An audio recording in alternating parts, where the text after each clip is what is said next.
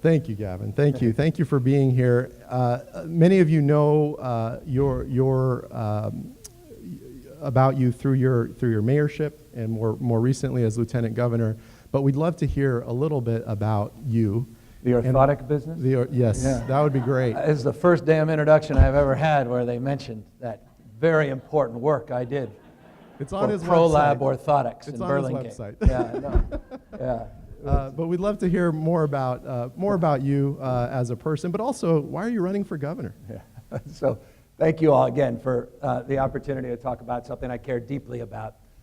First and foremost, from a policy perspective, as a former mayor, county supervisor, but more important than anything, as a father of 4 young kids, of an 8-year-old, a 6-year-old, a 4.5-year-old, and then a 1.5-year-old, which is a whole nother conversation how that happened, but that's between us. And it's taking a different dimension, new meaning, the issues of early childhood education, how the brain is developed, issues associated with our fate and future in connection not just to addressing the issues that I deal with day to day as a member of the UC Board of Regents or the CSU Board of Trustees as it relates to quote unquote the achievement gap, but really focusing on the readiness gap and getting much more serious about those early precious years. I had the privilege of growing up with a mother that frankly didn't understand any of that except intuitively. She was classic teenage mom and became statistically, not surprisingly, a separated and then divorced mother of 2 by the age, I think, of 2 or 3. She was 21, 22 years old when she was on her own. She came literally from nothing. She passed away 18 years ago with nothing, but she was all about grit, hard work, perseverance. She worked for Aid to Adoption of Special Kids, the DeVault family, as a development director. We were a foster family growing up. She was very committed to her family, but she also had to do what so many other single moms have to do. She had to work, and she hustled. She never had one career. She had jobs. She never met her calling. And perhaps that's the biggest regret now when I think about her life, is she never got to experience the life that I've had, which is I found my calling. And there's a real distinction between jobs and calling. It's a broader conversation, perhaps for a different forum. But it's important because I imagine all of you here have found your calling, or you wouldn't be here. And that connects you to this broader cause, which is bigger than yourselves. And I think that inherently is something that I think is foundational, this notion of the Commonwealth, that we're all in this together, we're all better off, we're all better off. And she shaped that in terms of her example, in terms of her grit, and in terms of her expectation of her son to step up and step in, that I had to be part of my community, part of my state more broadly. She talked about the world that we tried to build, and she had me involved in volunteer programs. She had me involved in every conceivable civic activity. She made the point, that we have agency in life. We're not bystanders in the world. We can shape the future. The future is not just something to experience, it's something to manifest, right? It's decisions, not conditions, that determine our fate and future. And so all of that created a foundation of motivation that led me to, yes, deliver orthotics for a podiatrist in order to pay the rent, but ultimately led me to be a small business person, and I'm grateful you represented that fact, and it also has shaped me. It goes deep to the why, and also to my framework of how, as a small business person, as an entrepreneur, I want to solve problems. I'm not interested in managing problems. I don't want to fail more efficiently. I've tried to take an entrepreneurial mindset to the work I've done as a county supervisor, as a mayor, the work I'm doing as lieutenant governor, and my hope and expectation of being your next governor. And that means we've got to do things differently. That means we need a different kind of urgency, a different kind of resolve, and a willingness to iterate, willingness to try new things, a willingness, yes, at times to fail, fall short, but at times as well to recognize this in closing, that the biggest risk that we face, I think all of us, on the issue of early childhood education is that we aim too low and reach it. Michelangelo wonderfully made that point years and years ago when he said the biggest risk in life is not that we aim too high and miss it, it's that we aim too low and reach it. And so I think it's time for audacious goals. I think it's time for compelling policy principles that will enliven people's senses, that will frame the issue with the sense of urgency that I think is required of this moment. I am not interested in having a conversation about the achievement gap 18 years from now, because that's on our watch. That's because we didn't do our job if we're here 18 years from now lamenting about equity, lamenting about those gaps. We can close those gaps. We know how. The evidence is overwhelming. How to do it. The question is leadership. It's resolve. It's a question of commitment, not interest. And that's what I'm looking forward to having a conversation about this afternoon. Great. Thank you for that. Thank you. You mentioned us needing to be more audacious, more urgent, having more urgency. Your website, a lot of it talks about bold ideas. If you can tell us a little bit about how being bold translates to fixing some of the state's biggest problems. So, I mean, it's self-evident. I appreciated Kim's comment about California and the spirit of the state. There's that great Bobby Kennedy line, just read, my hero is Sarge Shriver, the forgotten Kennedy. But Bobby's a good backup to Sarge. And just reading Chris Matthews' books on Bobby. I've probably read every book out there. It's a good book, but it was more important, it was good to be reminded of the spirit and the idealism of the 60s. And Bobby Kennedy had a wonderful line, said, in a world of plenty, poverty is truly evil. And it was resonant to me because it frames the issues that we face here quite acutely, right? This bifurcated hybrid reality we live in. The richest and the poorest state in America, 8 million people, plus or minus, living below the poverty line. The supplemental poverty index for children, anywhere from, depends on, and a number of you are the researchers that put these numbers out, so you may shake your head yes or no, depending on the stat I cite, but let's call it 24-ish% on the supplemental poverty index of our children living below the poverty line. No other state in the nation comes close. In percentage terms or raw numbers.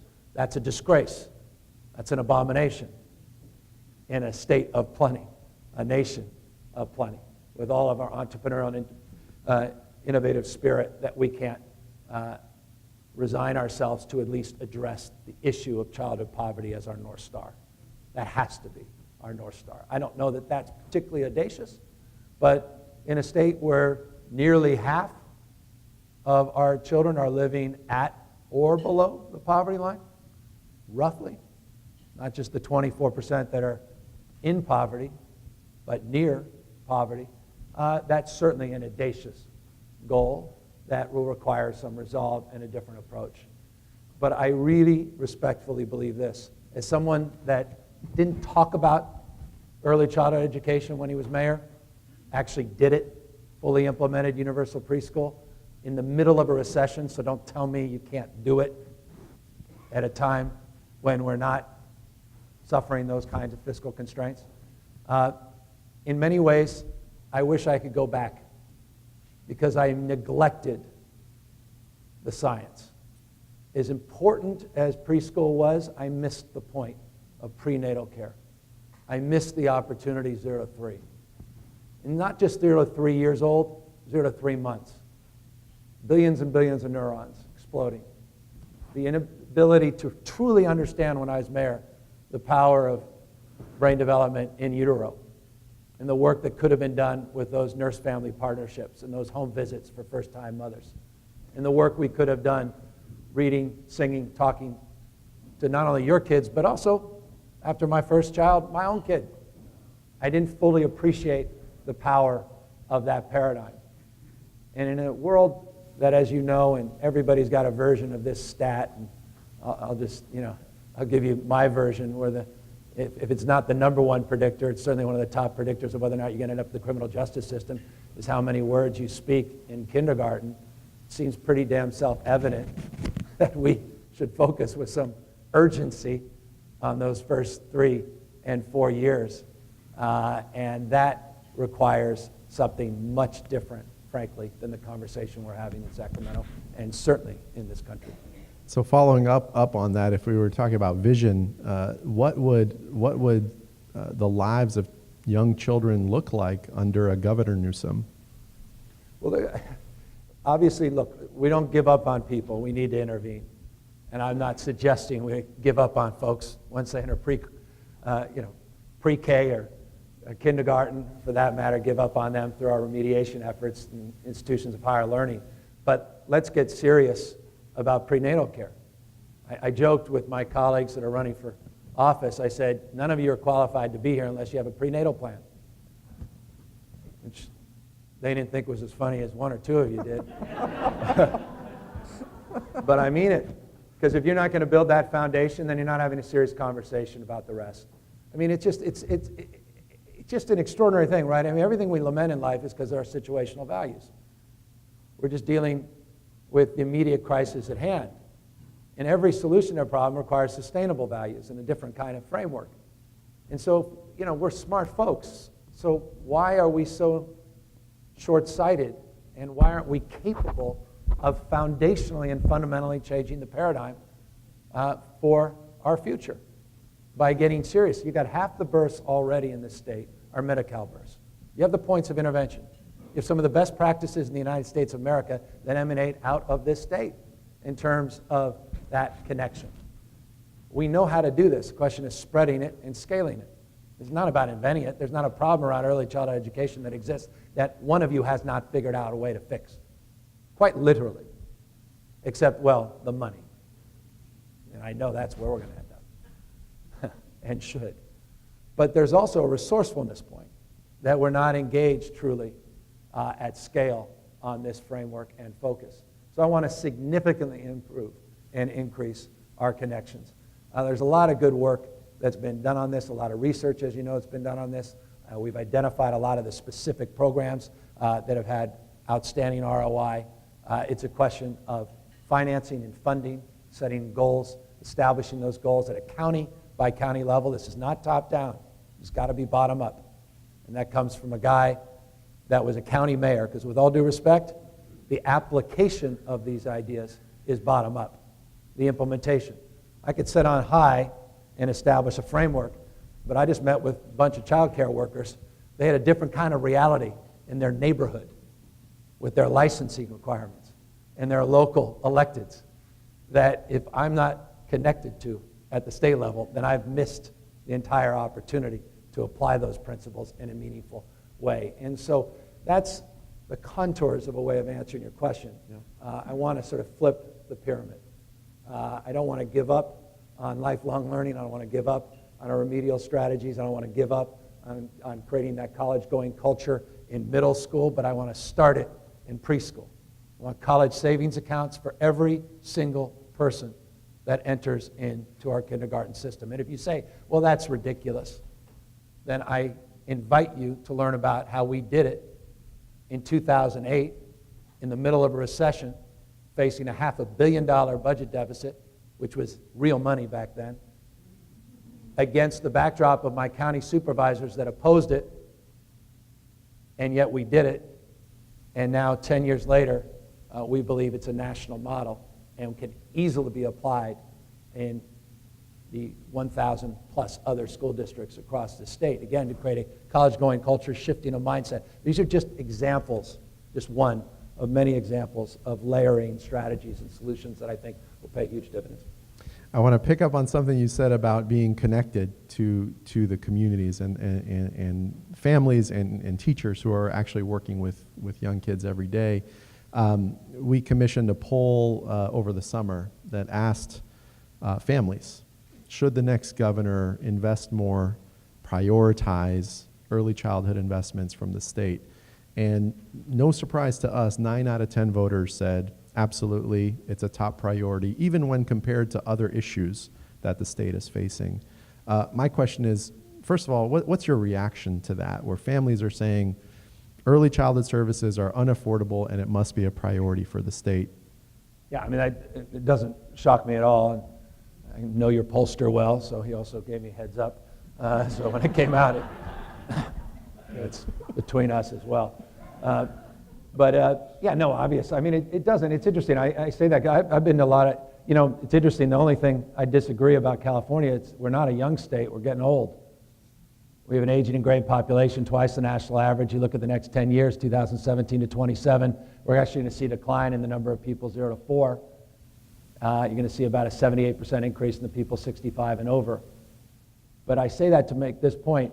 Even our seniors, when I'm in senior, they're like, well, don't talk about us, talk about our kids, which is suggestive of that intensity that we all have for our children and our grandchildren and how committed we are. So those numbers don't surprise me at all.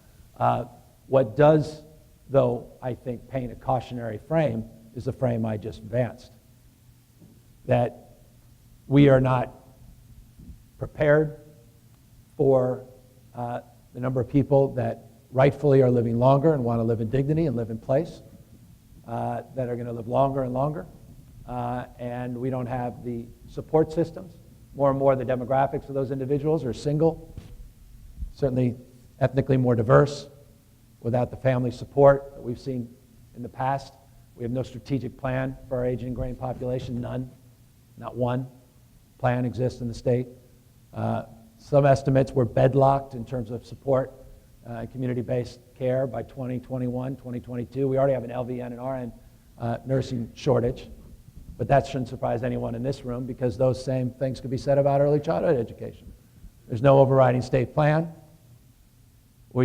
Our facilities locked today, and we do not have the kind of professional development, urgency, and support that's necessary to meet the needs of a very diverse and culturally competent framework of care either. And so it begs the question, we've got to do things differently, or at least requires, I think, asking ourselves, why are we not preparing for these broader challenges? And I think that's something that the next governor owes you, working in partnership with you to develop these frameworks, develop these strategies, and these solutions. Great, thank you. And I think you answered the second part of the question was, given all the science you talked about, the experiences we hear from teachers, the polling data, that this should be a priority, yet it's not. Is it really a question of leadership that's missing right now? But it's not the guy, please, the paradigm of the guy or gal in the White Horse to come save the day, please shed that. I say that as a Democrat, that if I hear about the 2020 race, I just want to walk out of the room. It's exactly why our party's in such a national mess. It's about localism. And it's about creating the conditions that Oakland created in 1996 to do a children's fund, or San Francisco did in 1991 to create their set-aside 2.5% of the budget for children. That was increased in 2000. And then again in 2015, it increased to 4% set-aside.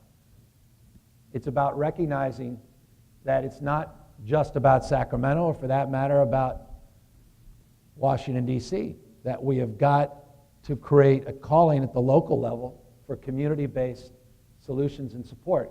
Because again, that polling is the aggregate. We don't live in the aggregate, but that suggests that the local level, folks are even more animated in some areas for children's services. So why aren't we creating the conditions, the climate at the local level to support preschool for all? Doing what we did in San Francisco, our Prop H, which was for not only preschool, but for school enrichment, because we were sick and tired of talking about the importance of arts education. And so we decided the city should fully fund it, every child, every classroom, K through 12. We put an initiative on the ballot. We didn't lament about professional development and getting teachers in STEM and getting teachers to teach in underperforming schools. We decided to provide bonuses for those teachers, and we went to the ballot, created conditions to support our schools because they care about their children, and we gave bonuses to our public school kids. The point is, I think, again, the next governor cannot just sit there and prescribe a state pill to solve this problem. There is no state pill that's going to solve this problem, and there sure as heck ain't a federal pill. We have to look at this from a much more nuanced perspective, and we have to go local. And we've got to hold our local elected officials accountable to their rhetoric. We've got to support their efforts at the local level. We've got to incentivize those efforts at the level, that are at local level. And there are best practices out there to achieve this. This is not, again, an abstract framework. And yes, we need to substantially improve our general fund contributions to early childhood education, and yes, support the creativity that's required of all of us to find additional resources, some dedicated ideally, to provide more certainty for the significant infrastructure that we need to build around these larger issues. Thank you for that. And I wanted to piggyback on the infrastructure question and really the workforce. You mentioned it earlier. I know you met with a number of providers right before this forum. In California, nearly half of early childhood teachers are on some sort of government subsidy themselves. Yeah. Many of them are earning below minimum wage as well. Talk to us a little bit about how you as governor would bring them up as part of the infrastructure conversation because of how crucial they are to the education of our kids. I mean, so one way we began to do it, we should give ourselves a little credit, was, and it's a low bar, but supporting a minimum wage increase. Now, some of you are very happy about that. Others are outraged because you're running a program and now you're trying to raise another $622,000 because the county didn't give you the money to pay for that minimum wage increase. I get that. Not naive about that. And the state has its own obligations under that minimum wage increase as well, which was one of the big issues when we were negotiating that increase with the governor's office. And he was appropriately, as a governor should be, cautious about those cost increases. But that's nice. That's a low bar. But you know, at peril that you think I'm saying this as a Democrat, just patronizing and indulging, I also think it's important, and I think this is a broader issue, goes deep into the social justice issues, of organized labor. And I offer this as a point of principle that's bigger than the issue of just organizing and supporting collective bargaining for our child care providers, which I support. But we've got an existential reality that's not just climate change, and that is this issue of income and wealth inequality that just, you know, now is going to be exacerbated on steroids with this preposterous tax bill that will be negotiated, but likely passed as is by Congress and the President. And unless we deal with that, the issue of social mobility is at peril. And I don't care how wealthy and wonderful you are, you know, and how successful your business is. Businesses can't thrive in a world that's failing. We don't have, modern capitalism can't survive another 30 years of this. You need a vibrant middle class. You need consumers. And, you know, organized labor has to be front and center in that conversation and debate as well. You want advocates, the most influential advocates for ECE money, then organize that workforce. Trust me, I know how it works. I've seen it firsthand.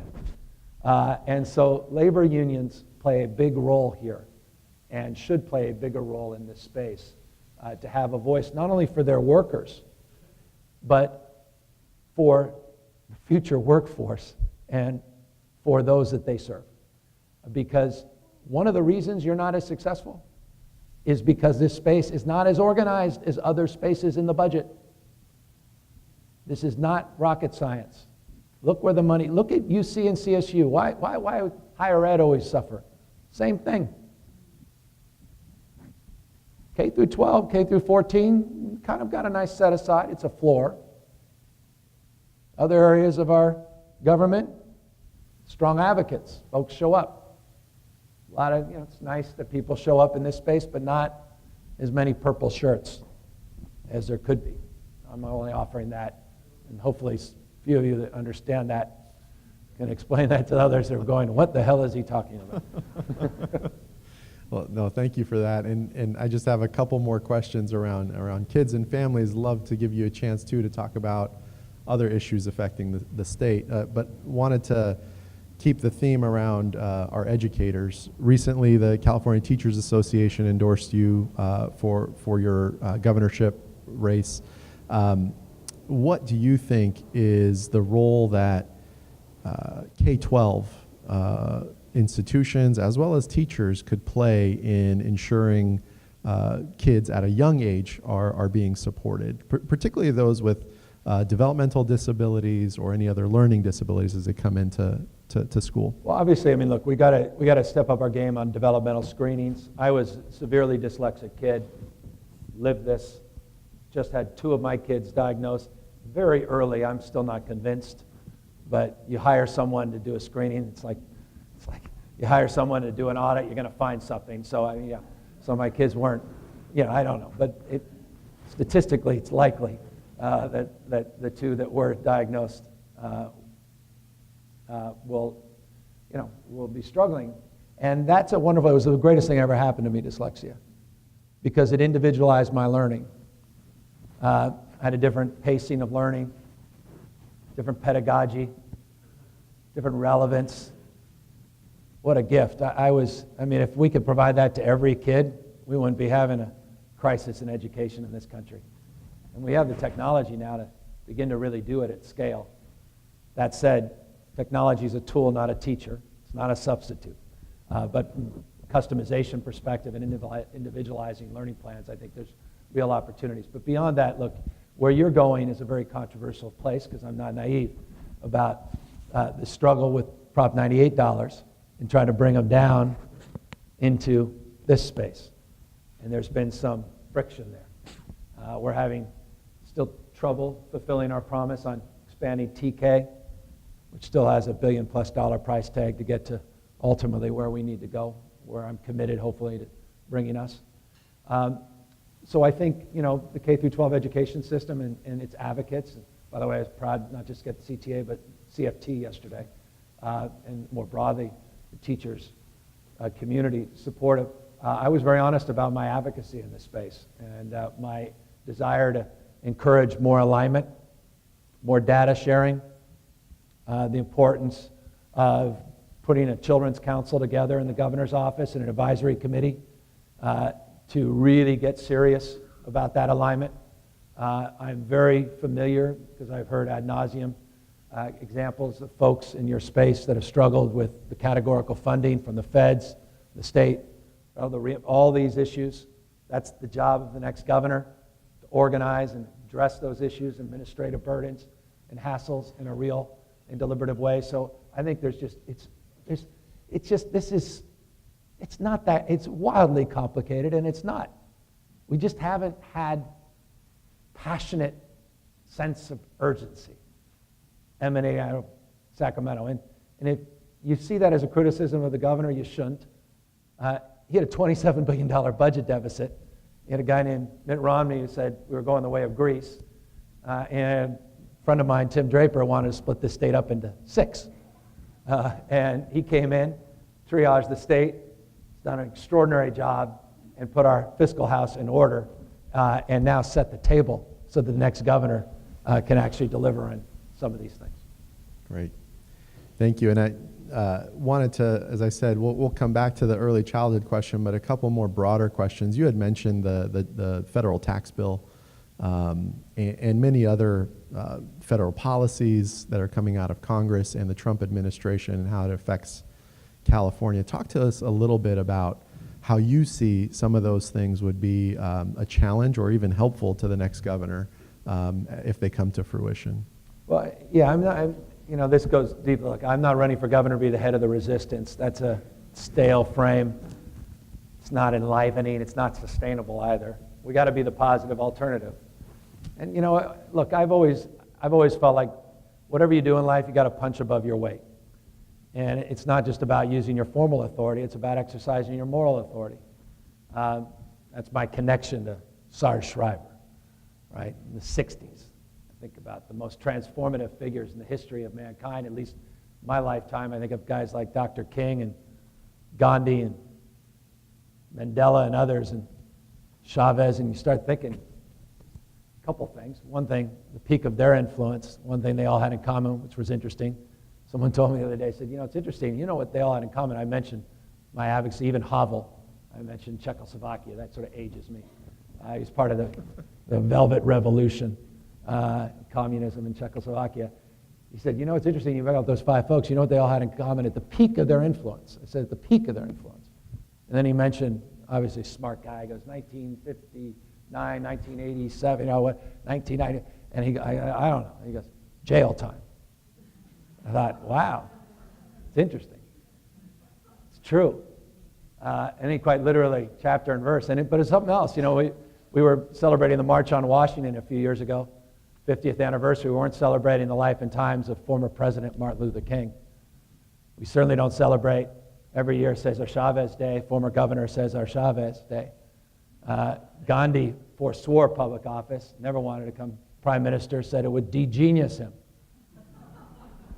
And of course, Havel wrote that wonderful play called The Power of the Powerless. And he talked about the constraints of office. He looked forward to terming out as president of Czechoslovakia. But they all exercised their moral authority, is the long-winded point. And it's contrasted, goes to your question, with what we have in Washington, D.C. You've got a guy who, at least from my humble perspective, in the 50 weeks he's been president, or however long he's been president, I don't recall a day where he's exercised his moral authority. Every hour, he seems to want to exercise his formal authority. But one thing I've learned in life, the more you use your moral authority, the more you have it, the more you use your formal authority, the less and less you have of it. And so I think it's a way of answering your question. California has a lot of moral authority.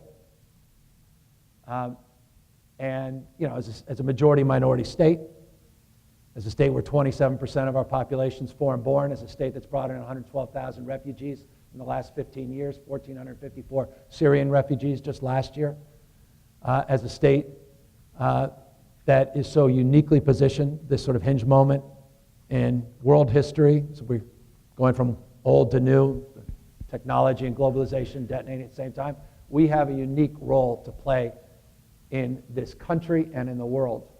And I think that's demonstrable with Governor Brown on climate change. And I hope that I can look back, if I'm successful, and after 4 years, who knows, survive a re-election, 8 years, that, if Governor Brown is known as the climate change governor, I would think I would be successful if I was known as the governor of children, youth, and family in the state of California. Thank you. Thank you for that. And just wanted to piggyback on many of the issues you mentioned affect children, youth, and families, of course.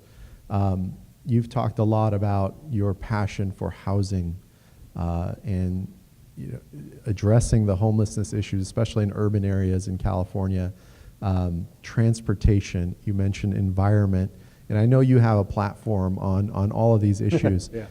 If you could share with us a little bit about some of the highlights of each of those areas, because we all know all these affect kids and families at the end of the day. So would love to hear more about your stances on those areas. So just interestingly and not surprisingly, I just finished, I think, a little over a dozen town halls, but open town, not town hall. We do town halls and it's just we invited 10 friends and we call it a town hall. I mean, open town halls, anyone can show up. And we started in Roseville and we went, Stockton, Modesto, San Bernardino, Fresno, just finished in Santa Monica. If there was one word, there's a bubble word from that entire experience, grassroots experience over the course of the last few months. It's affordability. None of you are surprised by it. Subtext of that, number one, housing. Number two, for the parents, childcare, cost of education. But even parking ticket, you get the subtext, right across the board. Everything is more expensive. But my wages aren't going up. People are starting to connect the dot. That wages are not going up for not just the obvious reasons, globalization, which has been the scapegoat, and technology, which is getting more and more attention, but healthcare, that for every small business person, I've got 23 of these businesses, trust me, every year, the only thing I do in my small business, because I have no day-to-day responsibility, is I have to approve my budget. Every year I just sit there jaw-dropped at the healthcare costs. And then I see our wages barely going up across the board. We have 700 plus employees. Healthcare, affordability in that sector. And so for me, it's self-evident. If I don't have a plan on housing crisis, get serious about the child care issues, cost of education, health care, then I'm not doing justice to this endeavor and this effort. So we laid out, as you suggest, a cradle-to-career strategy for education, and that addresses the issue of the cost of education, how we can refinance and address some of the student loan issues and address the original sin, which is the funding to our system of higher education, and look at tax reform, and yes, get into the Prop 13 conversation on split roll. I know controversial, but getting at least into that conversation with some renewed vigor. We also laid out a very aggressive strategy. I did universal health care as mayor, again in the middle of a recession, when folks said it couldn't be done. No city had ever done it. Everybody's at each other's throats. It won't even, if you do it, won't be sustainable. Well, it just also had its 10th anniversary. Front page of the San Francisco Chronicle said 99.7% of people in San Francisco have health care, regardless not only of pre-existing conditions, ability to pay, regardless of your immigration status. Controversial, certainly 10 years ago, but even today. So we have a health care plan for this state, but the housing one is the most vexing from my perspective, because there's no single gimmick or single quick policy that's going to develop the 3.5 million housing units we need by 2025 to stabilize the costs. Now, this tax bill, perversely, could be the most significant thing to stabilize costs in California, because by every estimate, the tax bill is going to significantly impact your housing values, for obvious reasons. In a state like California, with the deductibility gone on state and local taxes, the cap of $10,000 on your property tax, and the fact your mortgage interest is going to be capped substantially lower than the $1 million, no matter what they do on their negotiation, that will have an immediate impact on housing costs and might make more likely that people hold on to their housing a little bit longer, which will then constrain supply even further, which could in the short run exacerbate some of these larger societal conditions. So all of this now requires some different thinking than a month ago when I put out my housing plan.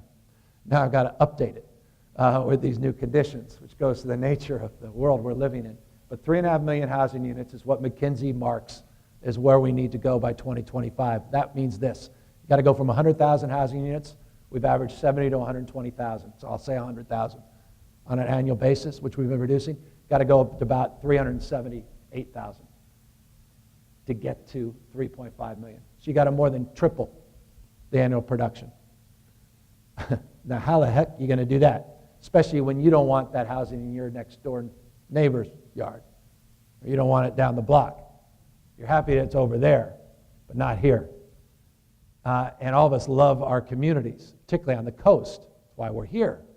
Why would we ever rezone that remarkable part of Santa Monica that's so bucolic, let alone the west side of San Francisco?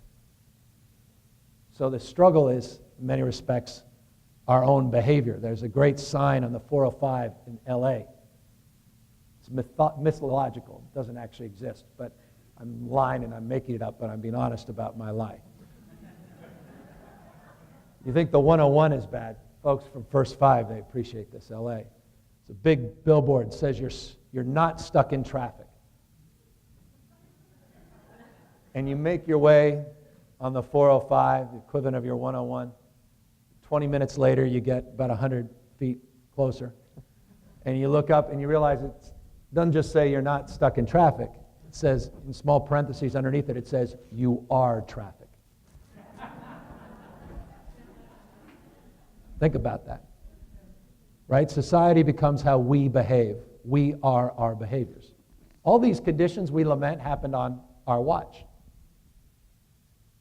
They're not abstract issues someone else created. Decisions, not conditions. And so I offer that in the context of our housing crisis as well. If we're going to actually meet the needs, it's going to require a radically different approach to construction and application of the principles we all hold dear as low-carbon, green growth advocates. I imagine 9 out of 10 of you are. And that's density. That's focusing on transit corridors, connecting jobs to the housing, transportation to housing. It requires a lot of upzoning, and it requires a different kind of density focus and it requires a different sense of urgency. And we lay out, by the way, 15 specific strategies with enhanced financing districts and interesting ways on the regulatory environment to improve those conditions. But more important than anything else, in closing on this, and forgive me, is this, and please, I offer this because I think it's important. Politicians are creatures of incentives. There's that great book in every single airport in this country with a picture of a side of cheese. It's that white book with the cheese. You've seen it for 10 years. And it's an updated series that sold 500 million copies. And it's a different story that says exactly the same thing. If you want to move the mouse, you got to move the cheese. You got to change incentives for good behavior. The perversity on housing, cities have no incentive to develop housing. Mayors don't love housing. They say they do, they really don't. Mayors love retail. We love big box retail, even though we say we don't. Because that's where the money is. We capture sales tax. Counties, on the other hand, capture all the property tax. But counties aren't run by mayors. Counties are run by many mayors, supervisors, city administrators. They come and go. Everyone's accountable, no one's accountable. So I think fundamental to our housing crisis is changing the incentives and changing the distribution of dollars to incentivize cities to get back into their housing business and ultimately meeting their housing element. That may be abstract for some, but trust me, if you're the League of Cities or the League of Counties, you did not like what I just said. Thank you for that. Thank you. And definitely more information on your website. On my website, sorry. Yeah, I know. Go to the website. Yeah. I just had one more question. I'm going to bring it back to kids for a second, Gavin, but I wanted to remind the audience after that, we want to turn it over to you and give you an opportunity to ask a few questions, and then we'll give you some time for some closing remarks as well. But my question is pretty straightforward. As the candidate who wants to be the governor for children, youth, and families, and the fact that the state has been pretty flush and is projected to be flush in their budgets next year, at least that's what the LAO has stated.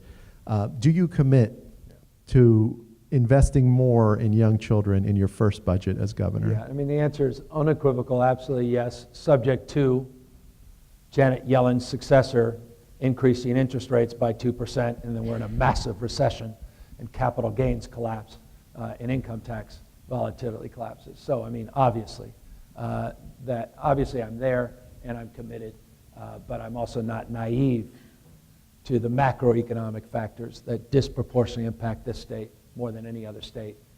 And by the way, that's not flippant. I just read a Goldman Sachs report that suggests Janet's successor at the Fed is likely to increase interest rates 3 or 4 times over the next 12 months. And historically, if you've looked at the curve, that usually previews a year in advance a modest recession in historic terms. And as you know, in California, when we catch, or the state, the nation rather, catches a cold, we catch the proverbial flu because of the nature of our tax structure. And if we don't reform our tax code, and I don't even like saying that in the context of what they're saying in D.C., because I know it's colored by that, we're in real trouble in this state. And there's real money in tax reform in this state for early childhood education. I'm talking real money, the kind of money that you believe you need. Because let's be honest, we want to get to where you all want to go on universal, non-means test, quality, early childhood education, real alignment, compulsory kindergarten, expanded TK, the kind of cultural competency and professional development we all demand and expect and deserve, the kind of facilities, living wages, parent participation, and that robust child care framework. We're in the $11 to $14 billion range, and I'm being conservative, all in, on an annual basis, going up. That's serious. So we could play around the margins, or you can go big, but that's bold, and that requires some real reform. But let me back up and just make this next point that I didn't make, and maybe this is part. Well, actually, I can make this in closing, but I also want to make this point. I really think, and I say this at my own peril, but I really am now appreciating this. Democrats like me, and in particular me, I don't talk enough about the power and importance of parenting enough. And this is not to substitute. I told you we were a foster family growing up. I'm not naive about families, broken families, families that are struggling. But that also requires the ability to read to your kids and to sing to your kids. I struggle with that. I'm barely around. I've been gone 8 out of the last 9 weekends, Saturday and Sunday, and I didn't see my kids. It's ironic. I do a lot of children's things on Sunday. I said, do you really care about children? Because if you did, you wouldn't have invited me, because I'd be with mine. But that's why we have you at lunch God on bless Wednesday. you. I love it in the middle of the day. But if you're like my mom, she was working at Ramona's restaurant in the night, not just doing Oakland commute to the DeBolt family and aid to adoption of special kids. She didn't have a lot of time to read, sing, and talk to her kids. And we've got to have a serious conversation about not only job-protected family leave, but paid family leave. Because there's nothing worse than preaching to a poor parent that struggles and can't practice. And I'll tell you, it's demoralizing. I'm experiencing it. I feel really inadequate as a father, quite seriously. And these are the most precious years. I'm talking about brain development. And my young son, Dutch, I kid you not, the last year and a half, barely knows his dad. And that's profoundly significant. And when I talk about paid family leave, I want to make this point. In 2011, I hope you noticed this study that came out. Because in California, to the governor's credit, we have a version of it, modest, 6 weeks, and not necessarily as comprehensive as it should be. But 40% of those that were eligible to take paid family leave in 2011 didn't even take it because they're worried about losing their job, even though most of them had the cost deducted from their own paycheck. So it's the old adage, program passing is not problem solving. It's also cultural. And isn't that the big paradigm shift in America? This industrial economy that doesn't value its parents, doesn't value its families, doesn't make these kinds of investments. Someone in Finland the other day told me every one of the children that are born, they get these beautiful little packets that include not just diapers for the first month, but cribs. And I said, well, why would you need a crib? This person said, well, you should know better than that. If with half the babies born into poverty in California, how many people can afford a crib? Made me think, well, where do they put their kids? They said, oh, no, you just use your drawer. It's where the kids are growing up. I asked the child care provider today, I said, do you take kids, low-income kids? I said, do you take them without diapers? No, they have to provide diapers. What about that parent can't afford diapers? I know intimately the cost of diapers. It's staggering, right? So we really, I know the right wing, with all due respect, I know some of you Republicans, I don't mean this as an indictment. You guys kind of co-opted the whole family values thing. I want to take it back. Democrats need to take this back. But we need to own this space. We need to own this parenting space and its expectations too. It's not just, but we got to create opportunity to be a good parent. And so, again, I just think that goes back to California vis-a-vis Trump, California at this unique moment, Hamilton, all of this. Kim, I'm with you. Like the spirit of that. I felt the same way after watching Hamilton too. I was like, I've changed the world. It didn't go away though, so you got to keep it. And I saw it in New York though, and it was not as comfortable a theater as LA theater. Forgive me for the aside. Anyway, I offer that because I'm dyslexic and my mind goes very many places. Sorry. Thank you, Gavin. Well, Lieutenant Governor, thank you again. Please join me in thanking.